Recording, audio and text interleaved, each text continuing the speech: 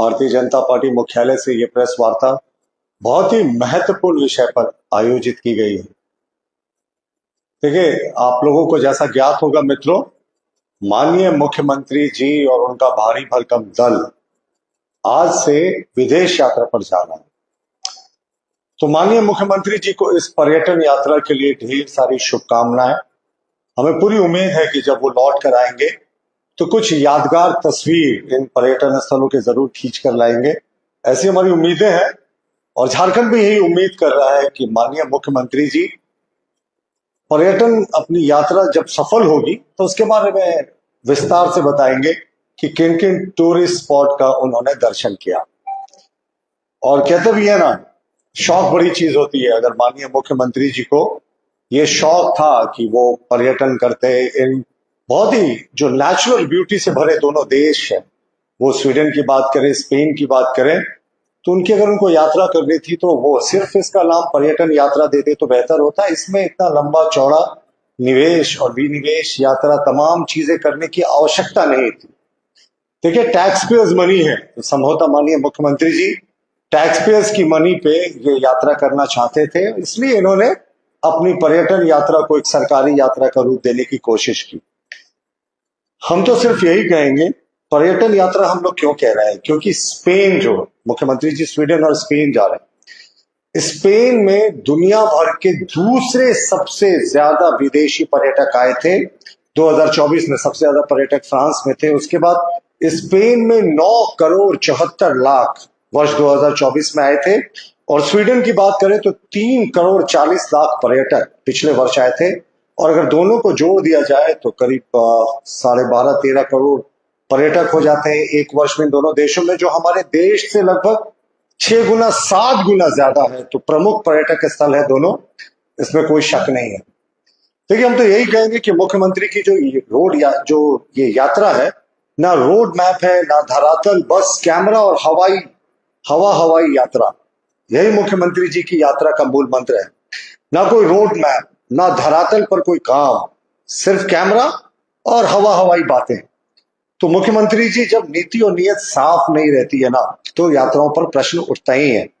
निवेश का न्योता आप देने जा रहे हैं, पर जब तक आपकी नीति और आपका जो निवेश का क्या आपका रोड मैप है वो साफ नहीं होता, तब तक ऐसी यात्राओं का कोई औचित्य नहीं होता। आश्चर्यजनक बात है, उद्योग को लेकर ये यात्रा है और उद्योग मंत्री ही इस प्रतिनिधिमंडल से नदारद है। तो वही हुआ कि शादी है साहब, सब कुछ तैयार है, दूल्हे के पिता तैयार है, सब तैयार है, दूल्हा ही गायब है। आखिर उद्योग मंत्री अगर औद्योगिक निवेश लेने जा रहे हैं तो उस प्रतिनिधिमंडल में, जो अच्छा खासा प्रतिनिधिमंडल है, उद्योग मंत्री का नहीं होना बहुत बड़ा प्रश्न खड़ा करता है। और हम बात करते हैं जिन दोनों राष्ट्रों में मुख्यमंत्री जी जा रहे हैं, उनका झारखंड से या देश से भी कहे तो ना कोई सांस्कृतिक जुड़ाव है, ना व्यापारिक इतिहास है कोई बहुत बड़ा। तो फिर वहां से निवेश की संभावना कैसे तलाशने वो जा रहे हैं। घूमना जाना था, सैर सपाटे के लिए जाना था, तो मुख्यमंत्री जी जाते हैं, इसको सीधे तौर पर अपना टूरिज्म का, इसको ट्रिप का नाम देते तो ये बेहतर होता। देखिए, अगर आपको देखना है ना, तो झारखंड की प्राथमिकता और जो दोनों राष्ट्र मुख्यमंत्री जा रहे हैं, स्वीडन और स्पेन, दोनों की जो प्राथमिकताएं हैं, आसमान जमीन का अंतर है। झारखंड की प्राथमिकता में माइनिंग सेक्टर है, जो कृषि का सेक्टर है वो सेक्टर है, कोयला, बॉक्साइट, ऐसा ये सारा कुछ, लॉ ऐसे कि ये सब माइनिंग सेक्टर में आता है। इंडस्ट्रियल पॉलिसी 2021 का जो पूर्णतः फोकस है वो खनन पर है, इस्पात पर है, कृषि पर है और मोटर वाहन पर है।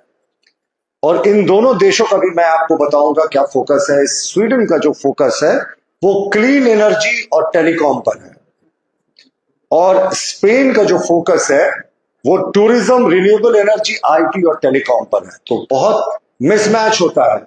हमारे झारखंड का जो फोकस है वो मूलतः जिन जगहों पर है, जिन विषयों पर है, ये दोनों देश जहां मुख्यमंत्री जी जा रहे हैं वहां ऐसे फोकस ही नहीं है। ऐसा हमारा डेवलपमेंट का जो मॉडल झारखंड का है और जहां वहां का है, दोनों में आसमान जमीन का अंतर है। देखिए, मैं आपको एक एक करके दोनों देशों की जो इकोनॉमी है और इकोनॉमी किन चीजों पर आधारित है उस पर आपको कॉन्ट्रास्ट करके दिखाता हूं। देखिए, हमारे देश में लगभग जीडीपी का 15% हिस्सा जो है वो कृषि से आता है, और 50% एक मोटे अनुमान के अनुसार जो हमारी पॉपुलेशन है वो कृषि पे आधारित है, कृषि पे रोजगार मिलता है उनको। और अगर आप स्वीडन की बात करें तो स्वीडन में जीडीपी का सिर्फ 1.7%, कहा हमारे देश का 15% और कहा स्वीडन में 1.7%। और अगर हम स्पेन के एग्रीकल्चर की बात करें तो 2.5% ऑफ जीडीपी है। तो आप सोच सकते हैं इन दोनों राष्ट्रों में कृषि पर फोकस नहीं है, जो बेसिक कृषि होती है, बेसिक फार्मिंग होती है, उस पर इन दोनों राष्ट्रों का फोकस नहीं है। मुख्यमंत्री जी, झारखंड की एक बड़ी जो जनसंख्या है वो कृषि आधारित कार्य में लगी रहती है और सबसे ज्यादा रोजगार भी इसी सेक्टर से मिलता है, लेकिन जहां आप जा रहे हैं वहां एग्रीकल्चर फोकस में ही नहीं है। अगर हम स्पेन की इकोनॉमी की बात करें तो वो मूलतः टूरिज्म और सर्विस सेक्टर पर आधारित है। टूरिज्म की अगर हम बात करें तो झारखंड में जो लॉ एंड ऑर्डर की विषम परिस्थिति है, टूरिज्म का जो बेसिक प्रिंसिपल है वो कहता है कि टूरिज्म इंडस्ट्री को बढ़ावा देने के लिए सबसे पहले लॉ एंड ऑर्डर को अच्छा होना चाहिए। आप देख सकते हैं ग्रामीण इलाकों में नक्सलियों के साथ अब तो ऑर्गेनाइज क्राइम ने भी पूरा सर उठाना शुरू कर दिया है। तो टूरिज्म का कैसे निवेश लाएंगे, और सर्विस सेक्टर की जो बात है ना, तो हमारा जो मैं आपको उदाहरण दे रहा था स्पेन का, उससे कहीं बेहतर सर्विस सेक्टर हमारे देश का है। हाँ, टूरिज्म के लिहाज से मैंने आपको पहले भी बताया कि स्पेन एक बहुत उन्नत देश है, वहां घूमने वाले लोग बहुत आते हैं, विश्व का दूसरा सबसे बड़ा देश है जहां विदेशी पर्यटक आते हैं। तो मुख्यमंत्री जी अगर घूमने के लिए गए हैं तो हमारी शुभकामनाएं, कुछ अच्छी तस्वीरें लेकर आए तो कुछ बात बने। देखिए, अगर हम युवाओं की बेरोजगारी की बात करें, स्वीडन की मैं बात कर रहा हूं, माफ कीजिएगा स्पेन की, तो 25 वर्ष से कम उम्र के 28.4% लोग स्पेन में बेरोजगार हैं, या भयावह बेरोजगारी का दर है।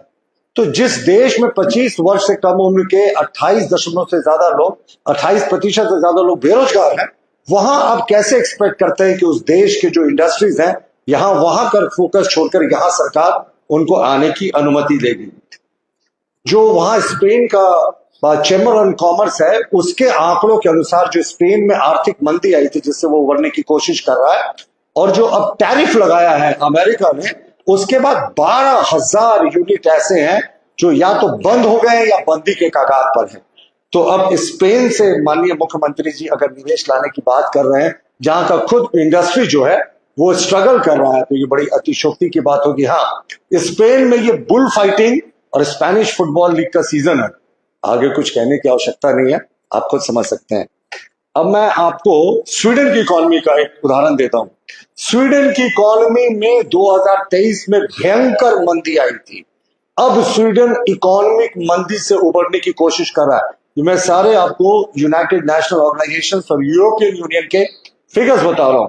यहां जो है वो ऑटोमोबाइल और सर्विस सेक्टर, इस पे दो मूल जगहों पर स्वीडन की इकोनॉमी निर्भर है। ऑटोमोबाइल क्षेत्र की बात करें तो बार बार जेएमएम के लोग उदाहरण देते हैं, साहब वोल्वो आएगी, वोल्वो इन्वेस्टमेंट करने आएगी। तो मैं इनको बता दूं, वोल्वो का आधिकारिक स्टेटमेंट था कि अमेरिका ने जो अब टैरिफ लगा दिया, रिटर्न टैरिफ सारे यूरोपियन कंट्रीज पे, तो वोल्वो के जो हेवी व्हीकल ट्रक्स हैं, जो इलेक्ट्रिकल व्हीकल्स हैं, वो 40% उनका अमेरिकी मार्केट में शेयर था। लेकिन इस टैरिफ के लगाने के बाद जो डोनाल्ड ट्रंप ने लगाया है, अब वो चिंता कर रहे हैं कि हम कैसे अपने आप को सर्वाइव करें। तो वो किन परिस्थितियों में इंडिया आएंगे, इस पर बड़ा संदेह है। और हमारा माननीय मुख्यमंत्री जी से यह भी आग्रह होगा कि जब वो जा रहे हैं स्वीडन, तो एक बार स्टॉकहोम जरूर जाएं। स्टॉकहोम स्वीडन का एक बड़ा प्रसिद्ध शहर है, वहां बोफोर्स कंपनी का हेडक्वार्टर है।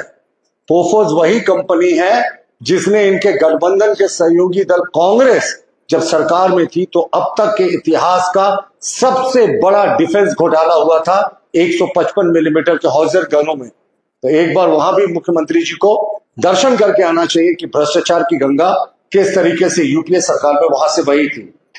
इकोनॉमी की बात करें तो 2023 के जीडीपी में अगर हम स्वीडन की बात करें तो 0.7 से 1.2% जो है वो गिरावट आई थी। 2024 में वो उभरने की कोशिश कर रहे हैं। मैं ये आंकड़े थोड़ा आपको इसलिए पेश कर रहा हूं कि जिस देश की इकोनॉमी सुदृढ़ होती है वही बाहर जाकर निवेश करने की सोचता है। सबसे पहले कहते हैं ना कि अपने घर को बचाने की कोशिश होती है। स्वीडन और स्पेन आज तक बड़े देशों का या बड़े राज्यों का कोई प्रतिनिधि मंडल नहीं गया है। और यूरोफाउंड एक कंपनी है, बहुत फेमस रिसर्च कंपनी है, उसकी रिपोर्ट है कि 2024 में 23.8% युवा जो हैं वो स्वीडन में बेरोजगार हैं, 25 वर्ष से कम उम्र के। तो जिन देशों में इतनी बेरोजगारी है वो अपना फोकस करेंगे कि झारखंड में आकर लगाने के लिए फोकस करेंगे। और जब देश खुद को ठीक करने की संघर्ष कर रहा हो तो ऐसे में कोई इन्वेस्टमेंट है ये बेईमानी है।